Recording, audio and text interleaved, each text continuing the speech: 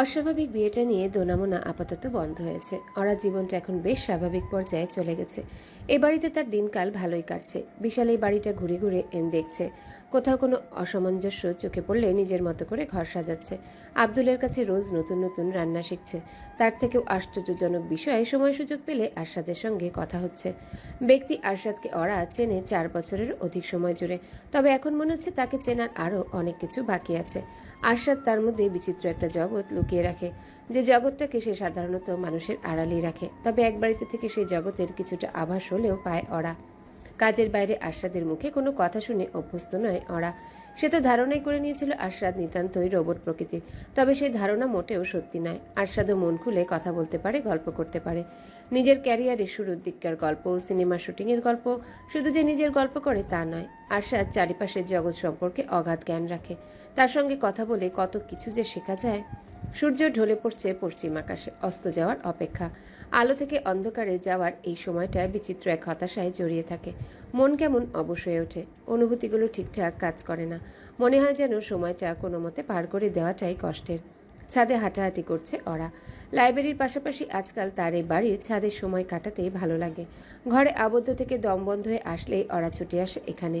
ছাদে আগে থেকেই দেশি বিদেশি ফুলের বহু গাছ ছিল। এখন সেখানে নতুন সংযোজন আরশাদের সবজির বাগান। আরশাদ যে শখ করে বাগান করেছে এমনটা নয়। শখ করার সময় তার নেই। বাগান করছে কাজের খাতিরে। পরবর্তী সিনেমায় তার চরিত্রটা একটু পাগলাটে প্রকৃতির। তার বিশাল অর্গানিক গার্ডেন আছে। সে দিনরাত বাড়িতে পড়ে থেকে বাগান করে। আরশাদ সত্যিকারের জীবনে কোনোদিনও বাগান করেনি। তবে পর্দায় তাকে ফুটিয়ে তুলতে হবে একজন অনুরাগী বাগানপ্রেমীর চরিত্র। ওই সিনেমার শুটিং শুরু হতে এখনো মাস দুয়েক বাকি। মাঝের এই সময়টুকুতে আরশাদ বাগান করে নিজের হাত পাকাচ্ছে। সরি, বিরক্ত করলাম। ওরা আতকে উঠে পেছনে ফিরল। আরশাদ কথাটা বলতে বলতে ছাদে প্রবেশ করেছে। আরশাদের এই ব্যাপারটা ওরাকে প্রচণ্ড মুগ্ধ করে। পুরো দুনিয়া তাকে সুপারস্টার মনে করলেও তার মধ্যে বিন্দুমাত্র হামবড়া ভাব নেই। নিজেকে আর 10টা মানুষের মতোই মনে করে সে। অন্যকে মানুষ হিসেবে সম্মান করতে জানে। তা না হলে আরশাদ নিজের ছাদে ঢোকার আগে ওরাকে জানান দেওয়ার প্রয়োজন মনে করতো না। নিজেকে সাধারণ মনে করে বলেই আরশাদ বলেছে, অথচ সে জানেই না তার উপস্থিতির জন্যে মানুষ কতটা উদ্গ্রীব হয়ে থাকে। ওরা হাসি মুখে বলল, না স্যার, আমি তো আপনার বাগানটাই দেখছিলাম। ছাদের পাশে থাকা ছোট্ট স্টোর রুমে চলে গেল আরশাদ। বাগান করার যাবতীয় সব সরঞ্জাম সেখানেই রাখা আছে। সেগুলো আনতে আনতে আরশাদ বলল। কেমন লাগছে বাগানটা এখন? ওরা হাসি মুখে বলল। খুব সুন্দর। এই কয়দিনে অনেক ভালো যত্ন নিয়েছেন আপনি। আরশাদ প্লাস্টিকের গ্লাভস হাতে পড়তে পড়তে খানিক ক্লান্ত স্বরে বলল। এটার জন্য কত কিছুই যে করতে হয়। ওরা মন দিয়ে দেখতে লাগলো আরশাদের বাগান করার দৃশ্য। প্রথমে সে স্প্রে নিয়ে সবগুলো গাছের গায়ে পানি দিল। এরপর একটা কাঁচি নিয়ে পেকে যাওয়া পাতাগুলো কেটে ফেলতে ব্যস্ত হয়ে পড়ল। সবশেষে ছাঁটাইয়ের জন্য ব্যবহৃত বিশেষ এক ধরনের কাঁচি একটা গাছের আগাছাগুলো ছাঁটাই করছে। ওরা কৌতূহলী গলায় জিজ্ঞাসা করলো, এটা কি গাছ স্যার? আমি নিজেও জানি না। প্রোডাকশন থেকে গাছ দিয়ে গেছে আর আমি গার্ডেনিং করেছি। ফল আসার পরে বোঝা যাবে কি গাছ। আমার ধারণা এটা বেগুন গাছ। আরশাদ কিছুটা অবাক গলায় বলল, তুমি গাছগাছালি চেনো? একটু একটু চিনি। ছোটবেলাটা তো বনে বাদারে ঘুরে ঘুরেই কাটিয়েছি। আমাদের বাড়ির খানিক পেছনে কয়েকটা বেগুন গাছ ছিল। ছোট ছোট বেগুন ফুটে থাকতো আর আমি গিয়ে তুলে আনতাম। আর মা সেগুলোর ভর্তা করতো। জি স্যার, পারি। ঠিক আছে, এটা যদি সত্যি বেগুন গাছ হয় তাহলে বেগুনগুলো ভাতা তুমিই করবে। ওরা হাসি মুখে ঘাড় কাত করে সায় জানালো। একটু একটু করে সে যেন এই বাড়ির সদস্য হয়ে উঠছে। যদিও সে 1 বছরের জন্য এই বাড়ির অতিথি, তবুও আরশাদ তাকে অতিথির মতো দেখে না। আরশাদের কথায় বা আচরণে ওরার মনে হয় যেন সে নিজের বাড়িতেই আছে। আচ্ছা স্যার, একটা প্রশ্ন করব। আরশাদ ভ্রু কুঁচকে বলল। প্রশ্ন করার আগে প্রশ্ন করার দরকার কি? ওরা ঢোক গিলে বলল। ক্যারেক্টারের জন্য আপনাকে এই পর্যন্ত সব থেকে কঠিন কোন কাজটা করতে হয়েছে? আরশাদ কিছুটা সময় নিয়ে ভেবে বলল। বলা মুশকিল। আমার জীবনের প্রায় সব কিছুই শেখা ক্যারেক্টারের জন্য। আমি আগে স্মোক করতাম না, কিন্তু প্রথম সিনেমাতেই চেইন স্মোকারের ক্যারেক্টার পেলাম। সিগারেট খাও শিখতে হলো, পরে সিনেমার জন্য ড্রাইভিং শিখতে হলো, এখন আমার এই গার্ডেনিং শিখছি। প্রথম প্রথম সব কিছু শিখে যাওয়ার সময় কঠিন মনে হয়েছে। ওরা প্রশংসার সুরে বলল। কোনো অভিনেতা অভিনয়কে আপনার মতো সিরিয়াসলি নেয় না। কি আর করা, কাজটাকে অবহেলা করতে পারি না তো, তুমি যেমন করেছো। অরা হতভম্ব হয়ে বলল, আমি কখন কাজে অবহেলা করলাম স্যার? কাল রাতে বলেছিলাম শুটিংয়ের নেক্সট শিডিউল আমাকে মেইল করে দাও। আজ বিকাল হয়ে গেল, অথচ এখনো শিডিউল পেলাম না। অরা ব্যস্ত হয়ে বলল। আম সো সরি স্যার, একেবারেই ভুলে গিয়েছিলাম। আমি এক্ষুনি পাঠিয়ে দিচ্ছি। আরশাদ শান্ত ভঙ্গিতে, আর ব্যস্ত হতে হবে না, আর এই সপ্তাহের মধ্যে পাঠালেই হবে। অরা চুপ করে দাঁড়িয়ে রইল। আগাছা পরিষ্কার শেষে আরশাদ এবার গাছগুলোর নিচে সার দিচ্ছে। সার দেওয়ার নিয়মটা সে আগেই ইউটিউব থেকে শিখে নিয়েছে। একজন সুপারস্টার চরিত্রের জন্য এত কষ্ট করছে ভাবা যায়। যদি এত কষ্টের কোনো প্রয়োজন নেই, সে ভালো অভিনয় করুক বা না করুক, আরশাদ হকের সিনেমা চলার জন্য ওই নামটাই যথেষ্ট। অরা হঠাৎ কি যেন মনে করে বলল, স্যার, আব্দুল ভাইকে চলে গিয়েছে। মাত্রই তো বের হলো ওরা। যাক, এবার তাহলে রান্নাঘরে পা রাখা যাবে। সকাল থেকে রান্নাঘর তো ওনার দখলেই থাকে। আরশাদ কিছু বলল না, স্বভাব সুলভ ক্ষীণ হাসি হেসে কাজে মনোযোগ দিল। অরা হালকা গলায় বলল, কফি খাবেন স্যার? খেতে পারি। আমি আসছি তাহলে। ব্যস্ত পায়ে নিচে নেমে গেল অরা। রান্নাঘরে কফির পানি বসিয়ে রেখে চলে এলো নিজের ঘরে। ল্যাপটপটা অন করাই ছিল। নোটে সেভ করে রাখা শিডিউলটা অরা পাঠিয়ে দিল আরশাদের মেলে। কাজটা ফেলে রেখে ঠিক স্বস্তি পাচ্ছিল না। কাল রাতেই পাঠাতে চেয়েছিল, কিন্তু কোনো এক অদ্ভুত কারণে বেশ আগেভাগেই চোখ লেগে এসেছিল তার। অরা কফি নিয়ে ফিরে যেতেই দেখলো আরশাদের কাজ প্রায় শেষের দিকে। সার দেওয়া শেষ করে আরশাদ সরঞ্জামগুলো আবারও রেখে এলো স্টোর রুমে। হাত ধুয়ে ফিরে আসতেই তার মগটা অরা এগিয়ে দিল তার দিকে। কফির মগ হাতে নিতে নিতে আরশাদ বলল, থ্যাংক ইউ। স্বভাবসুলভ হেসে অরা ছাদের রেলিংয়ে হেলান দিয়ে দাঁড়িয়ে বলল। একটা কথা ছিল স্যার। আরশাদ তার পাশে এসে দাঁড়াতে দাঁড়াতে বলল, বলো। ইশতিয়াক সাহেব ফোন করেছিল। ইস্তিয়াকের নাম শুনতেই অন্ধকার নেমে এলো আরশাদের চোখে মুখে। কোনো এক বিচিত্র কারণে নিজের ব্যক্তিগত চিকিৎসককে একেবারেই দেখতে পারে না সে। আরশাদ গম্ভীর গলায় বলল। কেন? অরা ইতস্তত করে বলল। বলছিলেন। কথাটা শেষ করতে পারল না অরা। কি করে আরশাদকে বলবে তাই ঘুরছে তার মস্তিষ্ক জুড়ে। বলো। অরা ভয়ে ভয়ে বলল। বলছিলেন আপনার থেরাপি সেশনে যাওয়াটা জরুরি। আরশাদ থমথমে গলায় বলল। যাব না। কেন স্যার? থেরাপি সেশন আমার জন্য কাজ করে না। যে ট্রমাটাইজিং স্মৃতিগুলো আমি ভুলে থাকার চেষ্টা করি, থেরাপি সেশনে বারবার ওই স্মৃতিগুলো মনে করতে বলে। অরা সাহস করে বলল। কিন্তু স্যার, মেন্টাল হেলথকে এভাবে অবহেলা করা তো উচিত না। আরশাদ তাচ্ছিল্যের হাসি হেসে বলল। আমি জানি ওরা, কিন্তু কিছুই করার নেই। ছোট্ট দীর্ঘশ্বাস গোপন করে আরশাদ আবারও বলল। আমি জানি ওরা, কিন্তু কিচ্ছু করার নেই। তোমার কাছে তো কিছু অজানা নয়, তুমি আমার সবটাই জানো। আমার মস্তিষ্কে ওই রাতের প্রতিটা স্মৃতি গেঁথে আছে। 3 বছর পড়েছি, 3 বছর পেরিয়ে গেছে ওই ঘটনার। তবুও এখন কাজে কর্মে একটু অবসর পেলেই ওই স্মৃতিগুলো আমার চোখের সামনে ভেসে ওঠে। অরা নরম সুরে বলল। এই জন্যই তো থেরাপি নিতে বলছে স্যার। তাই নিশ্চয়ই তারা নিশ্চয়ই আপনার কোনো না কোনোভাবে হেল্প করতে পারবে। আমাকে কেউ হেল্প করতে পারবে না। এই জন্যই তো থেরাপি নিতে বলছে স্যার। তারা নিশ্চয়ই আপনাকে কোনো না কোনোভাবে হেল্প করতে পারবে। আরশাদ কয়েক মুহূর্ত চুপ করে থেকে আর্দ্র গলায় বলল। কখনো কেউ ভালোবেসেছো? প্রশ্নটা রীতিমতো হকচকিয়ে গেল অরা।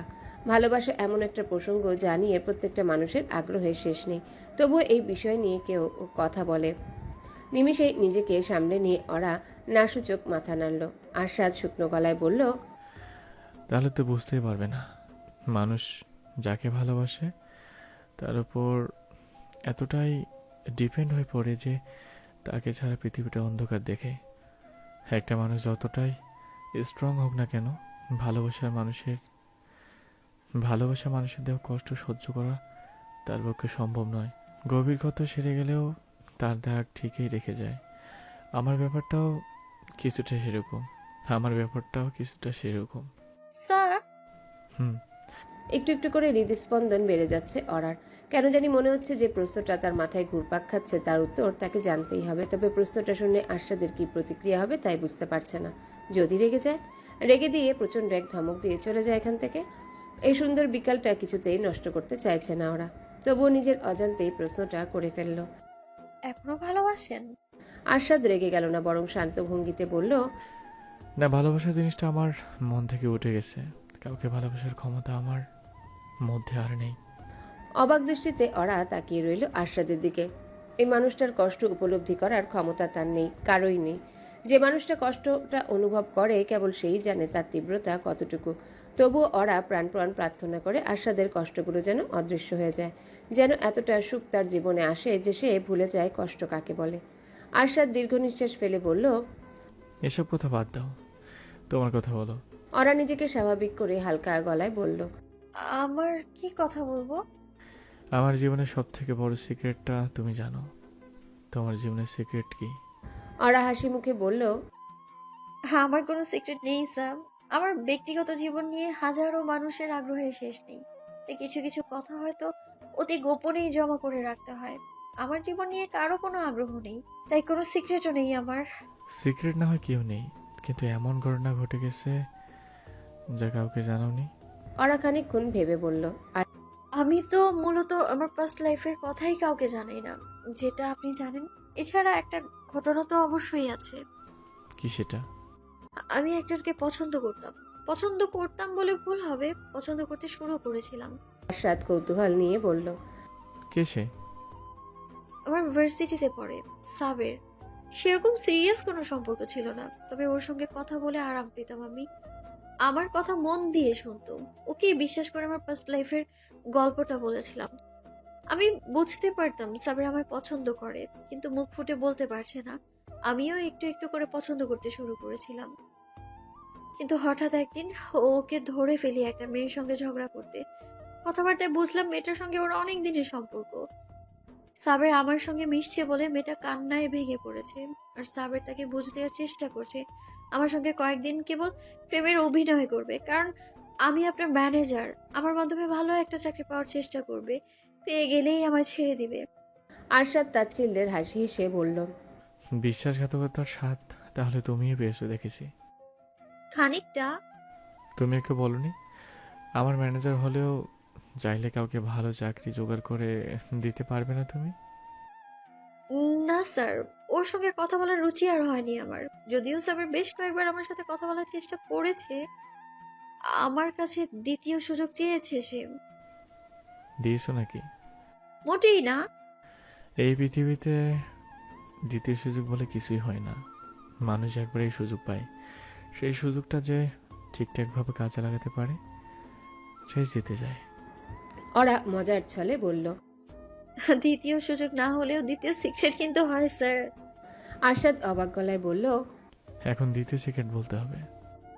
হুম। আরশাদ অনেকটা সময় নিয়ে ভেবে বলল, এখন দ্বিতীয় সিক্রেট বলতে হবে। আমার দ্বিতীয় সিক্রেট হলো আমি কখনো ফেমাস হতে চাইনি। ওরা হতবিহবল কণ্ঠে বলল, আসলেই? হুম, ছোটবেলায় আমার সব বন্ধুরা ফেমাস হতে চাইতো। একমাত্র আমারই মনে হতো ফেমাস হতে চাওয়া স্বপ্ন দেখো, নিতান্ত বোকামি। কেন স্যার? কারণ ফেমাস মানুষেরা চাইলেই যা কিছু করতে পারে না। মনে করে আজ আমার রাস্তার পাশে ফুচকা খেতে ইচ্ছে করছে। ওরা হাসি মুখে বলল, কিন্তু ফেমাস তো ঠিকই হয়ে গেলেন। সেটাই অপেক্ষার বিষয়। অভিনয় ব্যাপারটা আমার বেশ ভালো লাগতো, অভিনেতা হতেই চেয়েছিলাম, তবে ফেমাস না। সিনেমার অডিশন দিতে যেতাম ছোটোখাটো কোনো রোলের জন্য, কিন্তু প্রথম সিনেমাতেই লিড রোলের অফার পেয়ে গেলাম। ওরার বিস্ময়ে সীমা অতিক্রম করে গেল। এই দেশে আরশাদের মতো বড় সুপারস্টার আর কেউ নেই। তার খ্যাতি ইন্ডাস্ট্রির থেকেও বেশি, অথচ সে কিনা কোনোদিনও বিখ্যাত হতেই চায়নি। Your turn. হুম? তোমার দ্বিতীয় সিক্রেট কি? নিজের দ্বিতীয় সিক্রেটের কথা মাথায় আসতেই খিলখিল করে হেসে উঠল ওরা। আরশাদ অবাক হয়ে বলল, হাসছো কেন? ওরা হাসি না থামিয়ে বলল, আমার দ্বিতীয় সিক্রেটটা জানলে অবাক হবেন। তাই নাকি? কি এমন সিক্রেট? আমি কখনো আপনার সিনেমাই দেখিনি। আরশাদ অবাক চোখে তাকিয়ে রইল ওরার দিকে। সেই দৃষ্টি দেখে ওরার হাসি যেন কয়েক গুণ বেড়ে গেল। আরশাদ বিস্মিত গলায় বলল, মানে কি করে সম্ভব? তুমি তো কতবার আমার সাথে প্রিমিয়ার শোতে গিয়েছো। ওরা বহু কষ্টে হাসি থামাতে পারলেও সে হাসির রেশ এখনো লেগে আছে তার ঠোঁটে। হাসি মুখে ওরা বলল, গিয়েছি, কিন্তু কোনোবারই সিনেমায় মনোযোগ দিতে পারিনি। কোনো না কোনো কাজ নিয়ে ব্যস্ত হয়ে থাকতে হয়েছে। আরশাদ আত্মবিশ্বাসের সঙ্গে বলল, এত বছর ধরে যার জন্য কাজ করছো তার কোনো সিনেমাই দেখোনি? You should be ashamed of yourself ওরা। I am. আশরাত হঠাৎ কি মনে করে সোজা হয়ে দাঁড়িয়ে বলল, চলো, কোথায় যাব স্যার? আজকেই তোমাকে আমার সিনেমা দেখাবো। আজকের এই ওটিটির যুগে এসেও আশরাত ডিভিডি সংগ্রহ করে। শুধু নিজের সিনেমাই নয়, অন্যান্য দেশি বিদেশি সকল সিনেমা যে ডিভিডি সংগ্রহ করে দেখে। সমস্যা হলো আজকাল ডিভিডির চল প্রায় উঠে গেছে। সিনেমা দেখার জন্য বেশিরভাগ মানুষই ইন্টারনেটের উপর নির্ভরশীল হয়ে উঠেছে। তবুও পুরনো এই শখটা ধরে রাখতে আশরাত খুঁজে খুঁজে ডিভিডিগুলো হাতে পায়। বসার ঘরে টিভির পাশেই রয়েছে তার ডিভিডির বিশাল সেলফ। অনেক বাছাবাছির পর কতগুলো ডিভিডি সেখান থেকে এনে অরার দিকে বাড়িয়ে দিয়ে বলল, এই সবগুলোই তোমার চাকরিতে জয়েন করার পর শুটিং করা। কোনটা দেখবে? অরা সেগুলো হাতে নিল ঠিকই, তবে মুখে বলল, যেটা আপনার পছন্দ সেটাই দেখব। তাহলে তো একটা সমস্যা হয়ে যাবে। কি সমস্যা স্যার? কোনো কোনো দিন আমার মনে হয় এই ইন্ডাস্ট্রিতে আমার থেকে ভালো সিনেমা কেউ করে না। আবার কোনো কোনো দিন মনে হয় আমার সবগুলো সিনেমা অখাদ্য। আর আজ কি মনে হচ্ছে? আজ আমার সব সিনেমা অখাদ্য। অরা হেসে বলল। আচ্ছা, তাহলে আমিই পছন্দ করি। ডিভিডিগুলো কিছুক্ষণ ঘাটাঘাটি করে অরা পছন্দ করলো দুর্বার দুর্জয় সিনেমাটা। এই সিনেমা 2 বছর আগেকার শুটিং হয়েছে বান্দরবনে। সিনেমার শুটিংয়ের স্মৃতিগুলো স্পষ্ট মনে আছে অরার। আরশাদ এই সিনেমায় অভিনয় করেছে পুলিশ ইনভেস্টিগেটর দুর্জয় মাহফুজের চরিত্রে। দুর্জয়ের বৈশিষ্ট্য হলো সবসময় তার পরনে থাকে সাদা শার্ট আর হাতে সিগারেট। চোখ দিয়ে তার সর্বক্ষণ অগ্নিঝরে, কেবল অপরাধীর চোখের দিকে তাকিয়ে সে বুঝে ফেলতে পারে কোনটা সত্য আর কোনটা মিথ্যা। মুক্তির দীর্ঘ 10 মাস পর্যন্ত এই সিনেমা হলে চলেছে। এখনও দর্শকের পছন্দের তালিকার শীর্ষে। ডিভিডি প্লেয়ারে ডিভিডি ঢুকিয়ে দিয়ে সিনেমা প্লে করলো আরশাদ। আর অবাক হয়ে লক্ষ্য করলো সিনেমা শুরু হওয়ার পর থেকে এক মুহূর্তের জন্য টিভির স্ক্রিন থেকে চোখ সরায়নি ওরা। যে মানুষটা কোনোদিনও আরশাদের সিনেমা দেখেনি, আজ প্রথমবারের মতো তার সিনেমা দেখে মুগ্ধ হয়ে যাচ্ছে ওরা। আরশাদ যে এতটা ভালো অভিনয় করে সে ধারণাও করতে পারেনি। মনে হচ্ছে যেন পর্দায় আরশাদ নয় দুর্জয়কে দেখতে পাচ্ছে ওরা। সিনেমায় ওরা এতটাই হারিয়ে গেছে যে আশেপাশের কোনো কিছুর প্রতি তার মনোযোগ রইল না।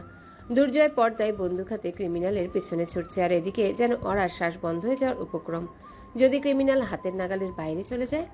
টানটান উত্তেজনায় পরিপূর্ণ এই সিনেমার শেষ দৃশ্যে দুর্জয় কেস সলভ করে ফেলেছে। 11টা খুনের প্রকৃত আসামিকে সে বের করে ফেলেছে। তবে ছোট্ট একটা ভুল করে ফেলেছে। খুনিকে ধরতে তার বাংলোতে কোনো প্রকার ফোর্স ছাড়া একাই চলে গেছে। তার সেই ভুলের কারণেই খুনি পেছন থেকে তার মাথায় সজোরে আঘাত করে তাকে বন্দি করে ফেলে। এই দৃশ্যের পরে পর্দায় ভেসে উঠল সিনেমার এন্ড টাইটেল। ওরা চমকে উঠে বলল, মানে কি? দুর্জয়ের কি হলো? আরশাদ স্বাভাবিক ভঙ্গিতে বলল, সেটা তো সিকুয়েলে দেখা যাবে। অরার সঙ্গে সঙ্গে মনে পড়ল গত বছর মুক্তি পেয়েছে সিনেমার দ্বিতীয় কিস্তি দুর্জয়ের দুর্দিন। দ্বিতীয় কিস্তি প্রথমটার থেকেও অধিক ব্যবসা সফল হয়েছিল। ওরা ব্যাকুল কণ্ঠে বলল, স্যার, আমার সিকুয়েলটা ছেড়ে দিন প্লিজ। 9:30 বাজে 9:30 বেজে গেছে। 9:30 বেজে গেছে। ওরা এখন শুরু করলে শেষ করবে কখন? ওরা উদ্গ্রীব হয়ে।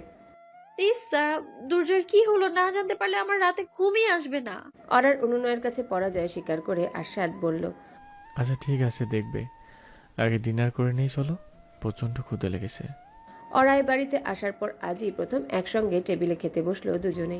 পুরোটা সময় জুড়ে অরাই কথা বলে গেল। কথাগুলোর সারমর্ম এতদিন সে আরশাদের কোনো সিনেমা না দেখে বিরাট বোকামি করেছে। দ্বিতীয় সিনেমার মাঝপথে আরশাদ খেয়াল করলো সোফায় বসে বসে ঘুমিয়ে পড়েছে অরা। টিভির শব্দ আর ঘরের আলোয় ঘুমে হয়তো ব্যাঘাত ঘটাচ্ছে। সঙ্গে সঙ্গে টিভির সাউন্ড কমিয়ে একেবারে শূন্যে নামিয়ে আনলো আরশাদ। রাত জেগে আরশাদের অভ্যাস আছে, তার তো রাতের পর রাত নির্ঘুমই কেটেছে। রাত জাগার অভ্যাস যে অরার নেই তা তো নয়। তাকেও তো পড়ালেখা তাগিদে নির্ঘুম রাত যাপন করতে হয়েছিল, তবে আজ কেন আগে আগে ঘুমিয়ে পড়লো কে জানে। আরশাদ বুঝতে পারছে না তার কি করা উচিত। তার কি মেয়েটাকে এভাবে সোফায় ফেলে রেখে চলে যাওয়া উচিত নিজের ঘরে?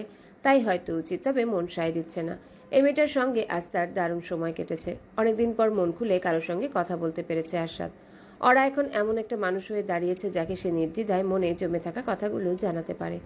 ওরাকে এভাবে ফেলে সে যেতে পারে না। 7-5 ভাবনা বন্ধ করে আরশাদ উঠে দাঁড়ালো, এগিয়ে গেল অরার দিকে।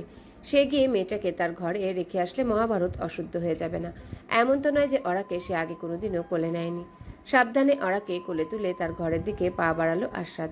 হাঁটার গতি দ্রুত হওয়ায় আবারও ঘুমে ব্যাঘাত ঘটল অরার। অস্ফুট স্বরে আওয়াজ করে উঠল। ও, ব্যাপারটা বুঝতে পেরে আরশাদ ধীর গতিতে হেঁটে অরার ঘরে নিয়ে তাকে শুইয়ে দিল। বিছানায় নেমেই ডান পাশ ফিরে শুয়ে পড়ল অরা। ঘুমন্ত মানুষের চেহারায় তার অন্তরটা ফুটে ওঠে। অরার চোখে মুখে এই মুহূর্তে খেলা করে বেড়াচ্ছে একরাশ স্নিগ্ধতা, যা হয়তো তার শুদ্ধ হৃদয়েরই বহিঃপ্রকাশ। ক্ষীণ হেসে আরশাদ বাতি নিভিয়ে ঘর থেকে বেরিয়ে গেল। মশলার গন্ধ বাতাসে ভেসে বেড়াচ্ছে। অরার সমস্ত মনোযোগ আপাতত চুলার দিকে সীমাবদ্ধ। রান্নার সময় প্রায় তার মশলা পুড়ে যায়, ফলে আবারও নতুন করে শুরু করতে হয়। আর ওরা প্রাণপণ চাইছে আজ যেন কোনো ঝামেলা না পেতে চায়। ওরার ঠিক পাশে দাঁড়িয়ে সবজি কাটছে আরশাদ। সুপারস্টার আরশাদ হককে সবাই সিনেমার পর্দায় দেখেছে, কখনো অ্যাকশন করতে, কখনো রোম্যান্স করতে, তবে থেকে রান্নাঘরে দেখার সৌভাগ্য কয়জনের হয়েছে কে জানে। আরশাদের বাবুর্চি আব্দুল মিয়া আজ অসুস্থ, কি করে যেন ডেঙ্গু বাঁধিয়ে ফেলেছে, তবুও অসুস্থ শরীর নিয়ে সকাল সকাল সে কাজে হাজির হয়ে যায়। আরশাদ যখন জানতে পেরেছে আব্দুল অসুস্থ, তখনই তাকে বাড়িতে পাঠিয়ে দিয়েছে এবং সাবধান করে দিয়েছে সুস্থ না হওয়া পর্যন্ত যেন কাজে না আসে, এলেও তাকে রান্নাঘরে ঢুকতে দেওয়া হবে না। আব্দুল চলে যাওয়ার পর আরশাদ চেয়েছিল বাইরে থেকে খাবার অর্ডার করতে, তবে ওরা আতকে উঠে জানিয়েছে আজ সে রান্না করবে। এ বাড়িতে আসার পর থেকে রান্না করার সুযোগ তার হয়নি। দিনের বেলা রান্নাঘর থাকে আব্দুলের দখলে, আর রাতে তাকে ব্যস্ত থাকতে হয় কাজ নিয়ে। আজ এই সুযোগটা পেয়েও কি করে হাতছাড়া করে ওরা? ওরা রান্না করবে শুনে আরশাদও এসে পড়েছে রান্নাঘরে। মেয়েটা একা একা কষ্ট করছে, এই দৃশ্য হজম করা তার পক্ষে সম্ভব হয়নি। যদিও ওরা বারবার বলেছিল তাকে সাহায্য করতে হবে না, ওরা একাই সবটা সামলে নিতে পারবে, তবে সে ভুলে গিয়েছিল কার সঙ্গে তর্ক করছে।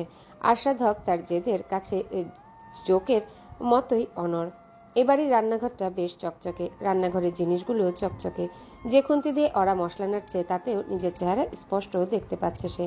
খুন্তি নাড়তে নাড়তে ওরা বলল, আপনার এত কষ্ট করার কোনো দরকার ছিল না কিন্তু স্যার। আরশাদ সবজির দিক থেকে চোখ না সরিয়ে বলল, তোমারও? আজকের মেনু নির্ধারণ করতে খুব একটা হিমশিম খেতে হয়নি ওরাকে। কোথাও ও প্রথমবারের মতো রান্না করতে গেলে খিচুড়ি সব থেকে নিরাপদ অপশন। খিচুড়ি পছন্দ করে না এমন বাঙালি খুঁজে পাওয়া মুশকিল। এছাড়া এটা ওরা আর রান্নাও ভালো করে। খিচুড়ির সঙ্গে গরুর কালাভুনা গোস্ত প্রথমে পাশের চুলায় বসিয়ে দিয়েছে ওরা। আপাতত কাজ চলছে খিচুড়ির উপর। আরশাদ হঠাৎ যেন কি মনে করে বলল, আমি কোনোদিনও কল্পনা করতে পারিনি এই দিনটা দেখতে হবে। ওরা কৌতূহল নিয়ে বলল, মানে? তুমি আমার কিচেনে রান্না করছো, তুমি আমার কিচেনে রান্না করছো। দৃশ্যটা ঠিক নিতে পারছি না। সবসময় তো তোমাকে দেখে এসেছি ছুটে বুটে কাগজপত্র একটা মেয়ে হিসেবে। সে সারাদিন ল্যাপটপে মুখ গুজে থাকতে পারে, আর রোবটের মতো কেবল কাজের কথাই বলতে পারে। ওরা হাসি মুখে বলল, আপনার কাছে থেকেই তো শেখা স্যার। তাই নাকি? কিভাবে? হুম, আপনি তো সব দিক পারফেক্টলি ম্যানেজ করে চলতে পারেন। শুটিং, ডাবিং, ইন্টারভিউ, মিটিং, কোনো কিছুই আপনার মনোযোগের অভাব পড়ে থাকে না। আমিও চেষ্টা করি এগুলো। আরশাদ কিছুই বলল না। ক্ষীণ হেসে আবারও মনোযোগ ফিরিয়ে নিল সবজির দিকে। মিষ্টি নীরবতার হাওয়া বয়ে গেল রান্নাঘর জুড়ে। নীরবতা জিনিসটা একই সঙ্গে অসহনীয় আবার আরামদায়ক হতে পারে। কিছু কিছু মানুষের সঙ্গে হাজারো কথা বলা গেলেও তাদের সঙ্গে নীরবতায় সময় পার করা মুশকিল। তবে আরশাদের সঙ্গে কখনো তেমনটা অনুভব করে না ওরা। এ বাড়িতে আসার পর থেকে আরশাদের সঙ্গে তার যেমন প্রচুর কথা হয়েছে, তেমনি বহুবার তার সঙ্গে নীরবতায় সময় কাটানো হয়েছে। আরশাদের সঙ্গে কাটানো নীরবতায় কোনো অস্থিরতা থাকে না, থাকে কেবল বিচিত্র এক প্রশান্তি। আর চোখে ওরা তাকালো আরশাদের দিকে। রান্নাঘরের জানালার ফাঁক থেকে এক চিলতে রোদের আলো এসে পড়েছে তার মুখের উপর। নিজের অজান্তে আরশাদ স্নিগ্ধতা ছড়াচ্ছে চারিপাশে। পুরুষ মানুষ এতটা সুন্দর হয় কি করে? হাজারো মেয়ে শুধুই তার প্রেমে পড়ে হাবুডুবু খায় না। ওরা ধুয়ে রাখা চাল ডাল মশলার সঙ্গে মেশাতে মেশাতে বলল, স্যার, একটা কথা বলি। আরশাদ ভ্রুকুচকে বলল, তোমাকে তো একবার বলেছি কথা বলার আগে পারমিশন নিতে হবে। ওরা সামান্য ঢোক গিলে বলল, বাড়িতে আপনি অনেক আলাদা। বুঝলাম না। ক্যামেরা স্পটলাইট যখন আপনাকে ঘিরে রাখে তখন আপনি একরকম, আবার এই যে এখন সবজি কাটছেন এখন আপনি অন্যরকম। ঠোঁটের কোণে সূক্ষ্ম এক হাসির আভা ফুটিয়ে তুলে আরশাদ বলল, হেই, আমিটাই আসল আমি।